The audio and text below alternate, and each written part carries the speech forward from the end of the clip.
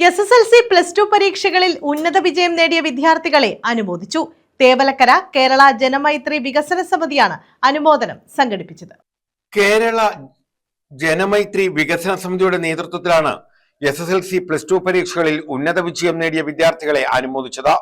കേരളത്തിലെ 14 ജില്ലകളിൽ നിന്നുമുള്ള വിദ്യാർത്ഥികൾക്ക് ആദരവ് നൽകി. സംഘടനയിലുള്ള മാധ്യമപ്രവർത്തകരായ സുഹൈൽ, വിമൽ എന്നിവർക്കും പുരസ്കാരം സമ്മാനിച്ചു.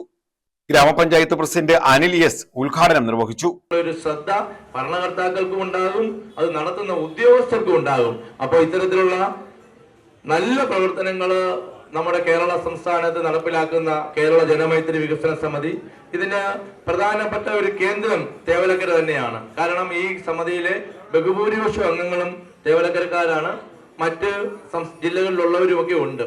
അപ്പൊ ഇത് പടർന്ന് പന്തലിച്ച് കേരളത്തിലെ ശ്രദ്ധിക്കപ്പെടുന്ന ഒരു സാംസ്കാരിക മുന്നേറ്റമായി മാറട്ടെ എന്ന് ആശംസിക്കുകയാണ്. നജീം കുളങ്ങരയുടെ ആരോഗ്യവും അതിനോടൊപ്പം പുഷ്ടിപ്പെടുത്തുന്നതിന് നിങ്ങൾ ശ്രദ്ധിക്കണം. കാരണം ആരോഗ്യവാനാണെന്നാണ് നജീം പറയുന്നത്, പക്ഷെ നമുക്ക് കാണുമ്പം ആരോഗ്യം കുറവ് കാണുന്നു.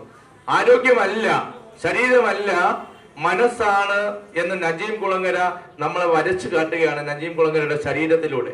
അപ്പൊ ആ പ്രവർത്തനത്തിലൂടെ തീർച്ചയായിട്ടും കേരള ജനമൈത്രി വികസന സമിതിക്ക് എല്ലാവിധ ആശംസകളും നൽകുകയാണ്. നജീം കുളങ്ങര അധ്യക്ഷത വഹിച്ചു. നിർധനരായ രോഗികൾക്ക് ഭക്ഷ്യക്കിറ്റുകളും തെരഞ്ഞെടുത്ത വിദ്യാർത്ഥികൾക്ക് പഠനോപകരണങ്ങളും വിതരണം ചെയ്തു. രക്തദാന പദ്ധതിക്കായി ടെലിഫോൺ നമ്പറുകളുടെ ശേഖരണവും നടത്തി.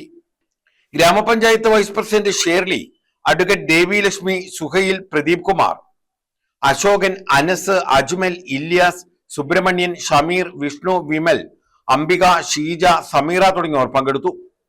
തേവലക്കര ബക്കർ സ്വാഗതവും ടൈറ്റസ് കടമ്പാട്ട് നന്ദിയും പറഞ്ഞു. News bureau, Chavara.